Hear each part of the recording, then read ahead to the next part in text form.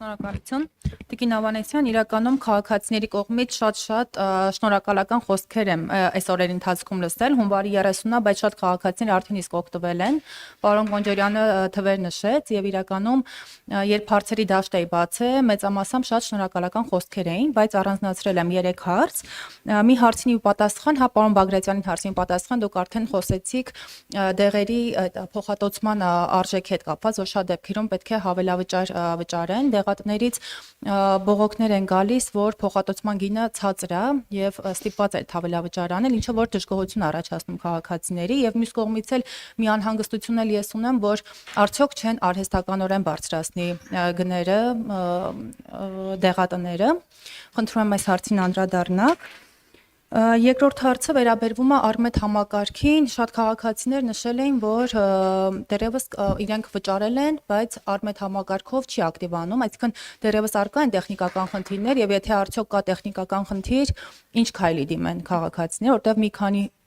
քաղաքացի կոնկրետ նշել էր, որ ինքը վճարել է, բայց դեռևս Արմետ համակարգով չի երևում, հա, իր ապահովագրությունը չի ակտիվանում։ Եվ երրորդ հարցը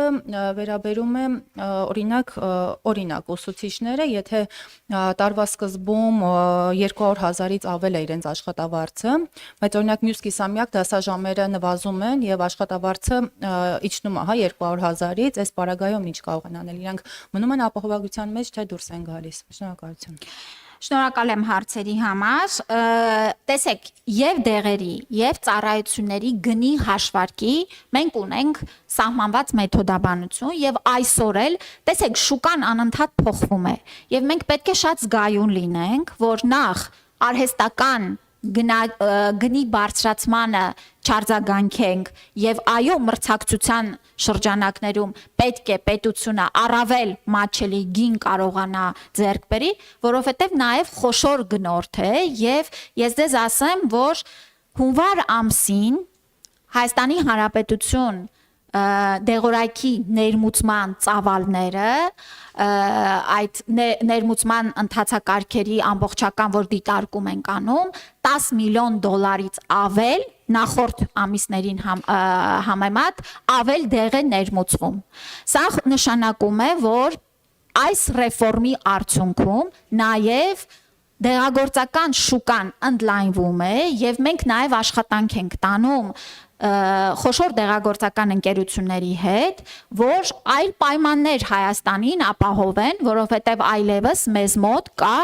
կանխատեսելի խոշոր ապահովագրական համակարգ եւ սրան էլ նրանք պիտի արձագանքեն։ Եվ մենք այսօր էլ աշխատում ենք թե դեղագործական ընկերությունների հետ, թե բժշկական կենտրոնների հետ, բոլոր հիմնավորումները մեր հաշվարկված գների առումով մեթոդաբանությամբ դիտարկում ենք եւ այո, մի քանի դեղերի մասով կա նման խնդիր եւ մի քանի ծառայությունների մասով կա լրացուցիչ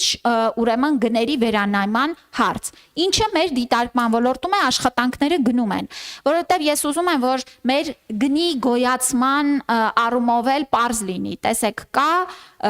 հրապարակված կառավարության որոշմամբ ընդունված մեթոդաբանություն եւ մենք ցանկացած հիմնավորում եւ այս մեթոդաբանության մեջ տեղավորվող ուրեմն գնի հաշվարկի մեզ արգումենտ միանշանակ լսում ենք, աշխատում ենք եւ դիտարկման մեր շրջանակում է։ Հաջորդ ինչ վերաբերում է ապահովագրական վճար վճարողը իրականացրել է վճարը, բայց կարգավիճակը ակտիվ չի, սա մասնավոր ինչ որ խնդիր է, որը կխնդրեմ անպայման ուղղորդեք, որ հասկանանք ինչումն է խնդիրը։ Ինչու եմ սա նշում, եթե ապահովագրական վճարող է, որովհետև մյուս պարագայում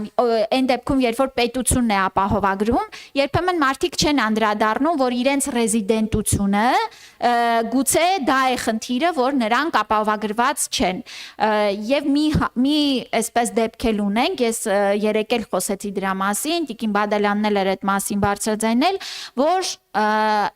Հայաստանի Հանրապետության քաղաքացիություն ունեցող երեխաները պիտի անձնագիր հանեն, որ նրանց տվյալները մենք բնակչության պետական ռեգիստրից ստանանք, սա էլ շատ կարևոր հանգամանք է։ Մեկ այլ հանգամանք էլ, եթե անձը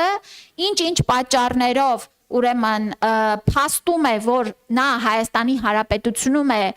եղել, այսինքն մի անձնագրով դուրս է եկել, բայց մյուս անձնագրով եկել է Հայաստան, մենք այս դեպքերն էլ արդեն ըստ ուրեմն մշակված ընթացակարգի լուծում ենք այս հարցերը։ Եվ վերջին հարցը չակտիվաց է։ Այո, ուրեմն տեսեք, երբ որ անձը մեկ անգամ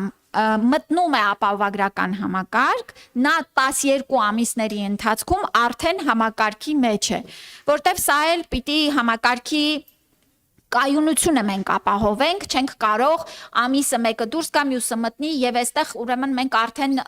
կունենայինք շատ անկանխատեսելի ծախսեր։ Այո, եթե մեկ ամսվա ընթացքում նրա աշխատավարձը կազմել է 200,000-ից ավել, անձը ներառվել է ապահովագրական համակարգ, ապա նրա հաջորդի աշխատավարձի փոփոխությունները արդեն դիտարկելի չեն։ Նա մնում է ապահովագրական համակարգում։